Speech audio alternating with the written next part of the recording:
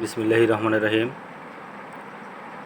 আপনাদের সামনে একটি ভয়াবহ ইফিমেরাল ফিভার সম্পর্কে জানানোর জন্য একটি ছোট্ট ভিডিও করতেছি।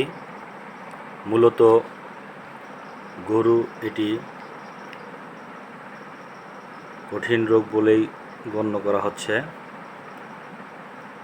রোগটি হঠাৎ করে হয় এবং 3 দিন স্থায়ী থাকে, তাই এ রোগকে 3 দিনের জ্বর বা 3 ডেজ সিকনেস বলা হয়। এ রোগে আক্রান্ত হার অনেক হলেও মৃত্যুর হার খুব কম। এটির কারণ কীটপতঙ্গ বাহিত মরবিলিন ভাইরাস এর কারণে এর একটি হয়ে থাকে। সাধারণত বসন্ত গ্রীষ্মকালে রক্ত শোষক কীটপতঙ্গ আক্রান্ত পশু হতে সুস্থ পশুতে এ রোগ ছড়ায়।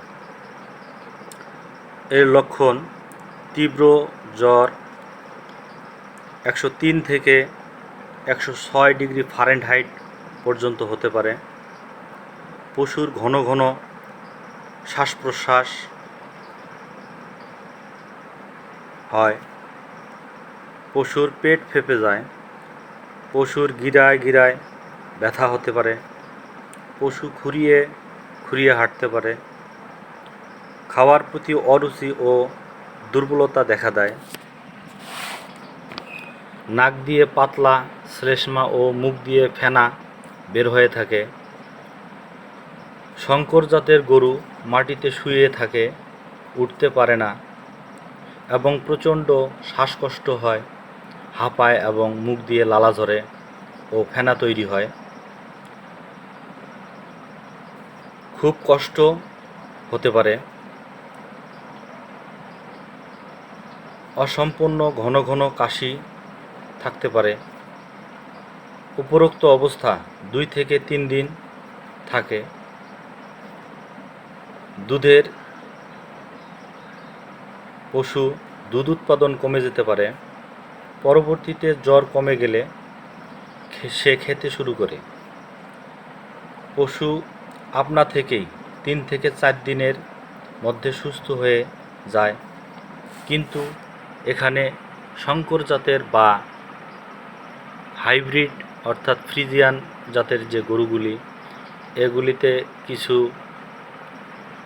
লক্ষণ শোচনীয় অবস্থা হয়ে দাঁড়ায়, যেমন প্রচণ্ড শ্বাসকষ্ট, ফুসফুস ফুলে যাওয়া, এই লক্ষণগুলি দেখা যায়।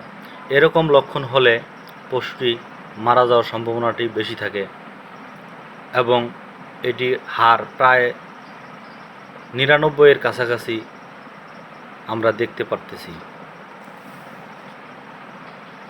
তো এ রোগটি হয়ে গেলে খুব দ্রুত চিকিৎসা নিতে হবে। চিকিৎসা সময়ক্ষেপণ বা কালক্ষেপণ করলে এটি ভয়াবহ রূপ ধারণ করে এবং পশুটি মারা যেতে পারে। উল্লেখযোগ্য লক্ষণসমূহ রোগের ইতিহাস জেনে দেখে বুঝে রোগ নির্ণয় করতে হয়।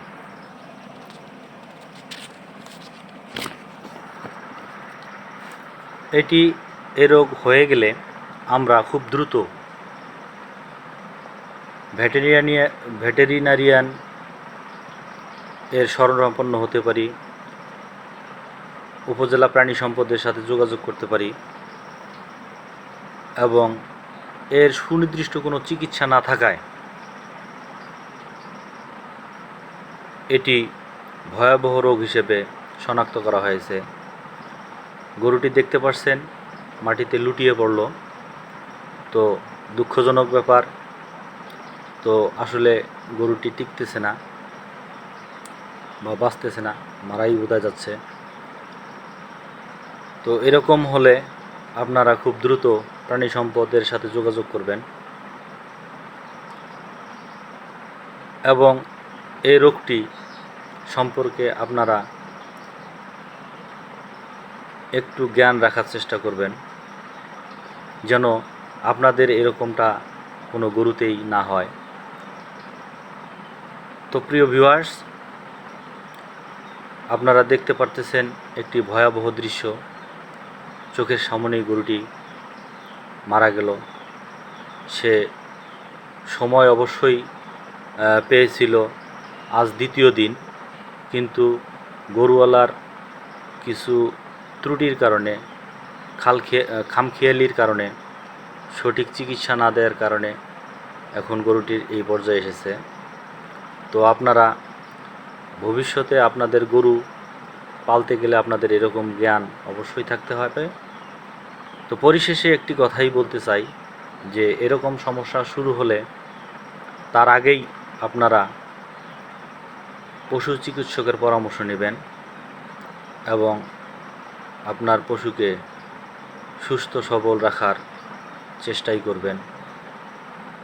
তো প্রিয় ভিউয়ার্স, সকলকে ধন্যবাদ জানিয়ে আজকের এই ছোট প্রতিবেদন শেষ করছি। সকলেই ভালো থাকবেন, সুস্থ থাকবেন, আপনার পশুকেও সুস্থ রাখার চেষ্টা করবেন। ধন্যবাদ।